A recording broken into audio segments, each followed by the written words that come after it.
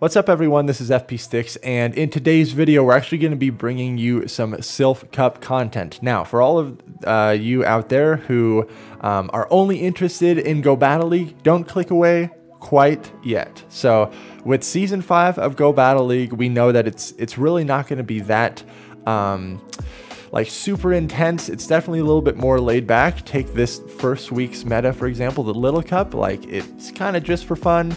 And there's no like elo or anything like that. So there's not a huge competitive side of Go Battle League for this season. If you are out there and you still want to have some sort of competitive PvP scene, I would definitely recommend that you check out the Silph Arena this month. This month's cup is the Marsh Cup. It's going to be taking place all of November. You can head on over to silph.gg for more information on this cup and where you can actually find some tournaments and get hooked up with that. Silph tournaments are great. It is a show 6 pick 3 format. So you build a team of 6 Pokemon, and from that you select the 3 Pokemon that you're going to use in battle. You can get matched up with other trainers from all over the world and have really fun competitive battles. In this Marsh Cup, the typings that are allowed are Poison, Ghost, Bug, Grass, and Water. You cannot use Tropius, you cannot use Abomasnow, and you cannot use any Mega Pokemon, and this is all done in the Great League. Again, head on over to silph.gg for more information here. And in today's video, I'm just going to be using a lot of different Pokemon that you might end up seeing in the Marsh Cup this month. And so definitely check this out. Again, if you're looking for something competitive, definitely check out Silph this month because this meta seems very fun, and a lot of the Pokemon that are used in this cup are fairly powerful in Go Battle League as well. So definitely worth the dust investment on some of these Pokemon. Here you see Dugong. This is a double legacy Dugong.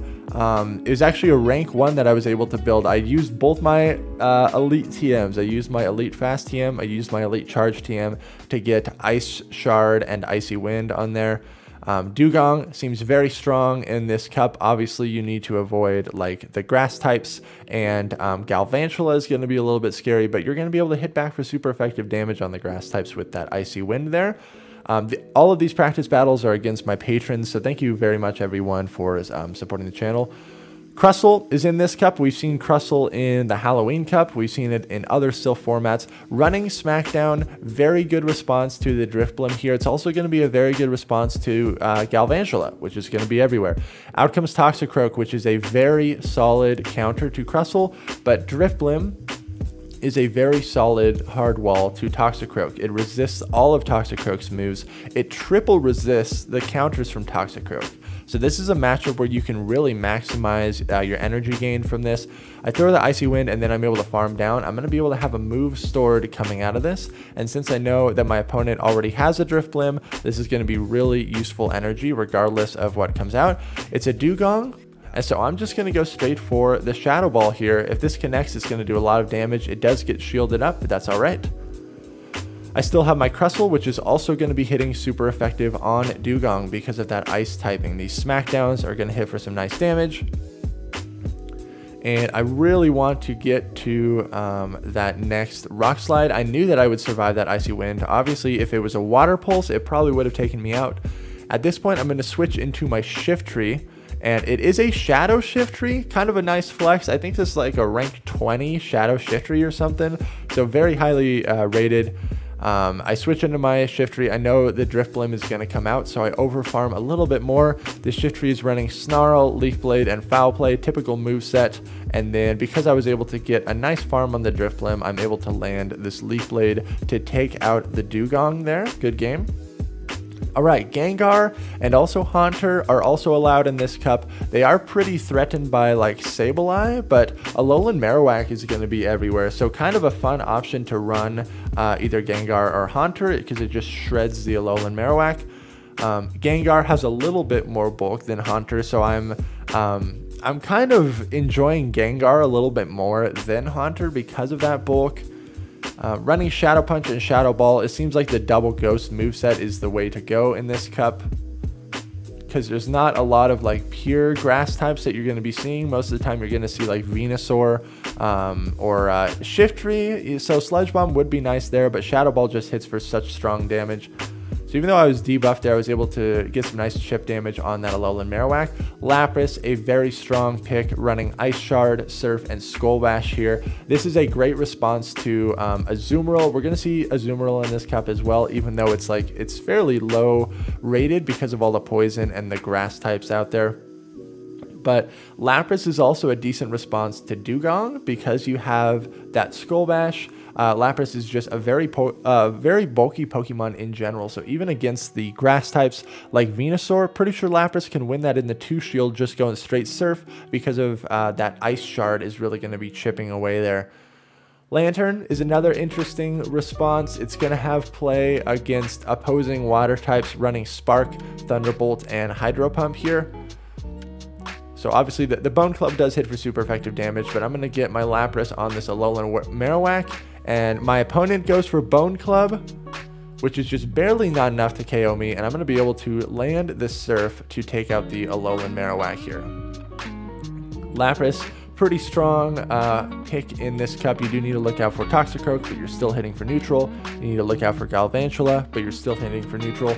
Here's a Galvantula. I'm stuck in a very terrible matchup. Mantine is another decent response in this cup. Mantine functions fairly well as a safe swap.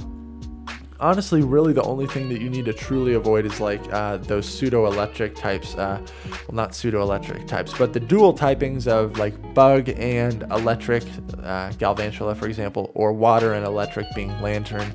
Other than that, Mantine running Bubble, Bubble Beam, and Ice Beam makes for a decent safe swap. And you can see my opponent brings out Whimsicott here. I'm able to drop both shields, but I'm still in a tricky scenario. I know that they have Alolan Marowak in the back, and so I'm going to bring out my Galvantula and store back-to-back moves here. I am going to have to shield up this Grass Knot, unfortunately, even though it's resisted.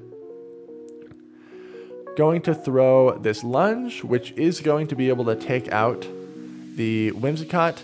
And then I need to land a Discharge on the Alolan Marowak because this will put it almost in Mud Bomb range for my Toxicroak. That's the thought process there. I switch in Toxicroak, and unfortunately it's a Sableye in the back, so there's just no win scenario here for my lineup here. But Sableye, another very strong pick. I think you do want a Sableye with Return, though. I still don't have a good Return Sableye, unfortunately, so I don't have one built. But I really feel like if you're running a Sableye with Return, it makes for an amazing safe swap. You can win back a lot of matchups with that neutral damage that Return offers you there. Alright, these battles are up against 27 Seabra, or Seabra, I think that's how you pronounce it. Alolan Mucket to Ferrothorn, this is pretty favorable for me. I'm hitting for neutral damage with these Snarls, and even though Ferrothorn is a grass type, it is a grass and steel type, so the Sludge Wave is actually going to be hitting for single resisted damage because Steel double resists poison, so Dark Pulse is the way to go here. My opponent is running Flash Cannon. That was definitely a surprise. I was wondering whether or not he was going to be running Thunder or Flash Cannon. It was Flash Cannon. I'm able to win that lead there. Out comes Whiscash, and unfortunately my I'm just going to stay in here and try to get off another Dark Pulse. I'm barely not able to do that. I think Alolan Muck is a really strong pick in this cup, by the way. Any cup that Alolan Muck is allowed, and it's so flexible. Wormadam Trash is going to be a really great shutdown to Toxicroak. I think it's going to be great bench pressure if you keep it on your team and you want to kind of run a line that might be weak to Toxicroak. If you have that Wormadam on your team, it's really going to discourage people from running Toxicroak because it's such a solid response to it. I do like Drifblim a lot, specifically for the matchup against like Alolan Marowak here. Because I'm running Hex and my opponent is running Fire Spin, I can kind of outpace my opponent getting to these Shadow Balls. My Hex damage is really adding up. I'm going to throw this Icy Wind, even though I know it's resisted. I just need to get shields down here. And at this point, my opponent is getting dangerously close to being in Icy Wind range. So they are forced to shield up both Icy Winds. Because I've debuffed this thing, Shadow Bone doesn't even KO me at that range.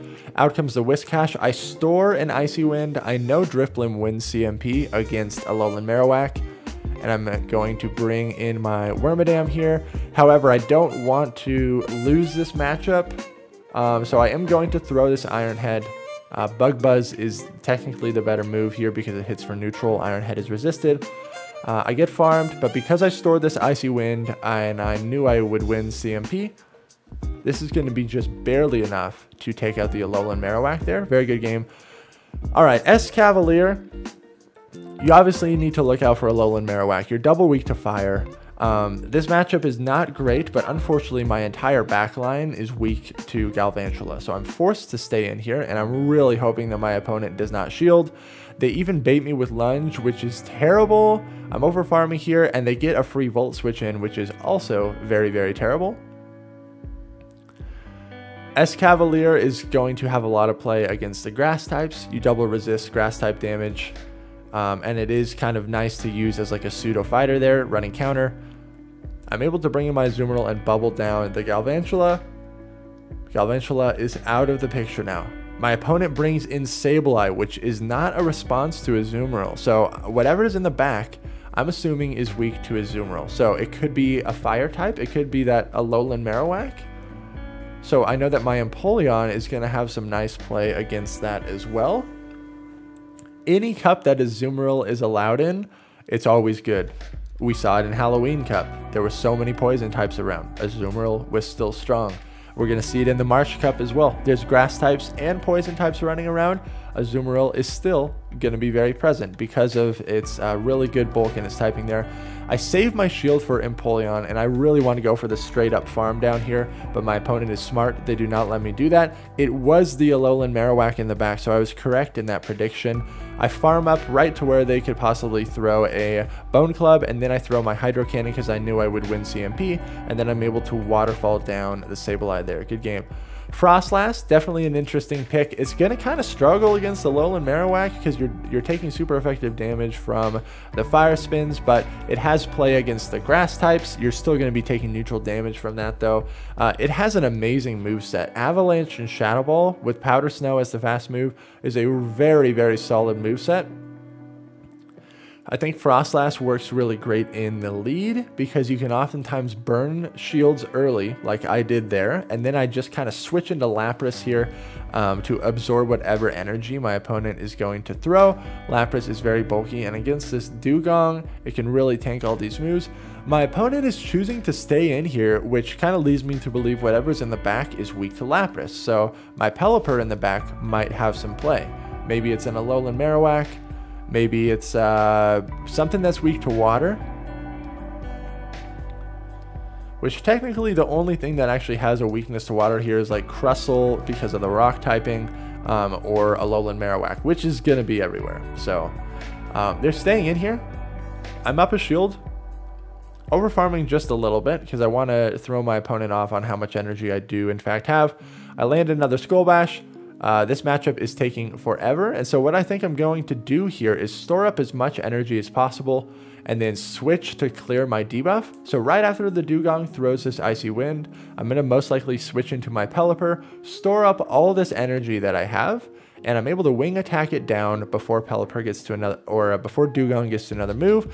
It's Alolan Muck in the back, so I'm curious as to why my opponent stayed in there with the Dugong.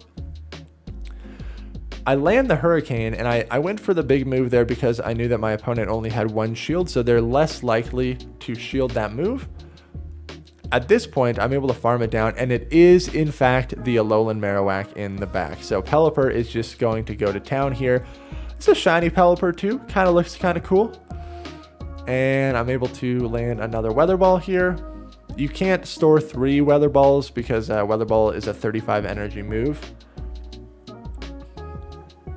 So I do correctly shield up the Shadow Bone, and then we get some nice lag there, but I'm going to be able to land this Weather Ball to take out the Alolan Marowak. Pelipper, you just got to look out for the Galvantula. Other than that, you really are going to have some play, especially running Wing Attack. You're going to have play against those grass types, and you'll only be taking neutral damage.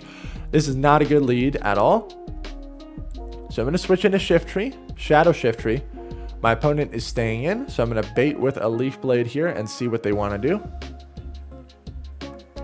I get a shield, which is good for me. Out comes Dugong. I have an energy advantage here. I really want to get to 2 Leaf Blades, but it's not going to happen, unfortunately. My opponent is definitely committed to the farm down here. but I'm up 2 shields, and I'm so close to getting to that Leaf Blade, but not able to do it. Luckily, my Toxicroak is going to be able to get aligned with this Dugong, and I'm running Golbat in the back. So Golbat, really solid response to the grass types. Obviously, you need to look out for like Thunder on Ferrothorn, but you're going to resist all of Venusaur's moves. You're going to have a very good matchup against Shiftry. You're running Wing Attack, Poison Fang, and then Shadow Ball. Shadow Ball is great for those ghost types that are going to be around. Alola Marowak is going to hit for a lot of damage. So I really want to switch into that Golbat as soon as possible. I'm able to do it and catch a move here. I catch a Shadow Bone, so not really the best catch in the world, but my opponent switches into Ferrothorn there. Again, Shadow Ball is going to hit for neutral here, whereas Poison Fang would be single resisted because Steel double resists Poison. So I do want to over farm here as much as possible because I really want to land a Shadow Ball on the Alolan Marowak. But I don't want to get hit by another move here. I have to throw right now. And I know that the Alolan Marowak is going to outpace me getting to a Shadow Bone. So I swap in my Toxicroak and I'm able to catch a move here. It ends up being the Shadow Bone. So very favorable for me, and I'm barely able to get to the Shadow Ball, which is going to be able to take out that Alolan Marowak there. Good game there. All right, Fortress in the lead. Fortress, you're just going to get absolutely mauled by Alolan Marowak, but if you can avoid that, it's pretty decent. This Escavalier matchup is not that great for Fortress because the counters are hitting for neutral on me, whereas my Bug Bites are resisted. So I am going to shield this up because Lantern doesn't really want to see Escavalier, so I do want to chip this down. I'm going straight for the Earthquake. Unfortunately, it gets shielded, so at this point, I switch into my Azumarill. These drill runs are really not that threatening on Azumarill, and I just want the energy advantage for whatever hard punish is coming out. It's a Venusaur, so I'm really glad that my Lantern gets to avoid this.